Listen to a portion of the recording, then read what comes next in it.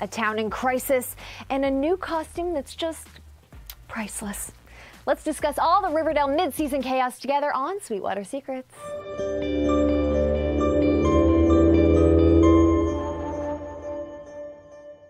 Hi, River Babes. I'm your host, Leanne Aguilera, and hopefully I'm bringing you some Cheryl Bombshell vibes today, because this is the Sweetwater Secrets after show for episode 308, chapter 43, Outbreak, aka our winter finale.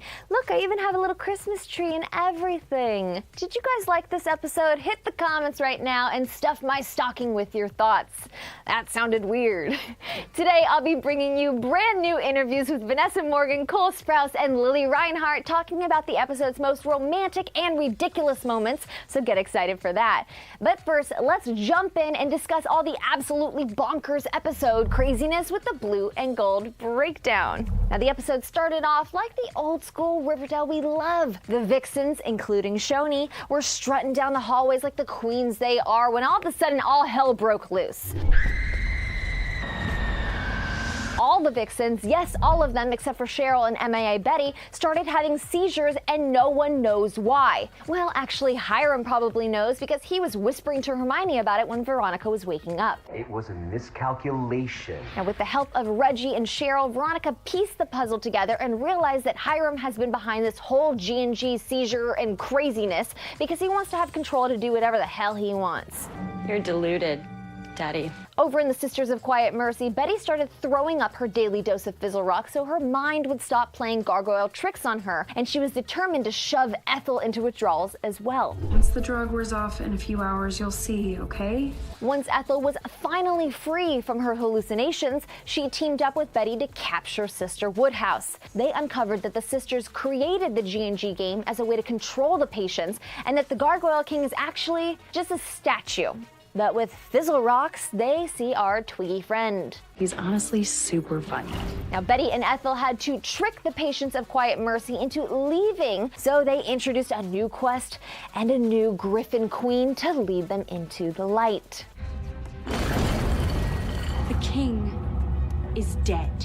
Meanwhile, Jughead and Archie ended their adventures on the road with an arrival at a junkyard, complete with the adorable Jelly Bean debut and the highly anticipated introduction of Gladys Jones. Why didn't you call me? Tell me you were coming. Last time I called you, you told me I couldn't come. As Jughead and Gladys tried to mend their broken bond, Penny Peabody showed up because Riverdale won't let us have a moment of happiness, and she tried to kidnap Archie because who hasn't?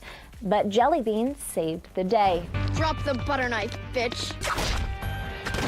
After Gladys's darkly torturous talk with Penny, they realized the best move was for Jughead to go back to Riverdale with FP to see what new chaos Hiram was causing. Archie decided it was time for him to continue on his journey alone, but we got a sweet father and son reunion with Fred, and our new dark-haired Archie wasn't truly alone. He had Vegas with him. Now, back in Riverdale, sirens sounded and a new cliffhanger was introduced. The town of Riverdale has been quarantined by the governor's orders, and while Juggy and FP were stuck on the outside, everyone inside was cuddling up from fear, and Hiram was reigning over his new kingdom. It's so much bigger than you're giving me credit for.